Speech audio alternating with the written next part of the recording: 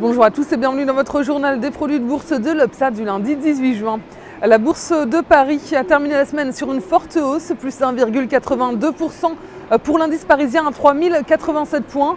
Plusieurs éléments auraient pu faire pencher les indices dans le rouge. Le week-end s'annonçait en effet tendu avec les élections grecques.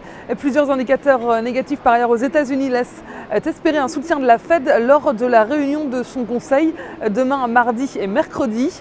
Peu de baisse côté CAC, les valeurs financières figurent en haut du tableau avec notamment Crédit Agricole qui gagne plus de 6%, Société Générale grimpe de 5,02% et BNP Paribas octroie 4,26%. Parmi les rares baisses, L'Oréal perd 1,28% alors que le groupe de cosmétiques avait gagné 5,2% en 5 séances. Wall Street poursuivait sa marche en avant vendredi avec côté Dow Jones une hausse de 0,91% et plus 1,29% pour le Nasdaq. L'aggravation de la crise en Europe fait craindre un essoufflement de la croissance mondiale et notamment américaine. Les ventes de détail, l'indicateur clé de la croissance américaine, ont en effet reculé au mois de mai. Et dans la région de New York, l'activité de l'industrie manufacturière a également chuté au mois de juin à 2,3 contre 17,1 le mois précédent. Côté change, l'euro est stable face au billet vert à 1,2620 $. Le cours du pétrole augmente légèrement en milieu de journée. Le baril de brut gagne 0,17% à 84,51 $. Les volumes sont encore en hausse sur le marché des produits de bourse avec 39,3 millions d'euros échangés dans une nouvelle séance d'incertitude.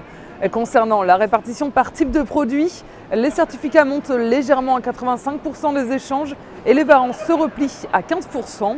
Du côté des transactions, les certificats représentent 76% et les varants 24%. En ce qui concerne la répartition par sous-jacent, les indices sont en hausse avec 74% du marché et les actions sont en baisse à 24%. La répartition des transactions sur les varants nous dit que les indices représentent 46%, les actions sont à 51%, le taux de change à 1% et les matières premières sont à 2%. Aujourd'hui, on s'intéresse à l'équipementier Alcatel-Lucent. D'un point de vue graphique, les cours se maintiennent au-dessus d'un support clé de moyen terme à 1,07 €. Par ailleurs, la formation d'une figure classique dite en drapeau plaide en faveur d'une nouvelle impulsion haussière vers 1,35 € et 1,41 €.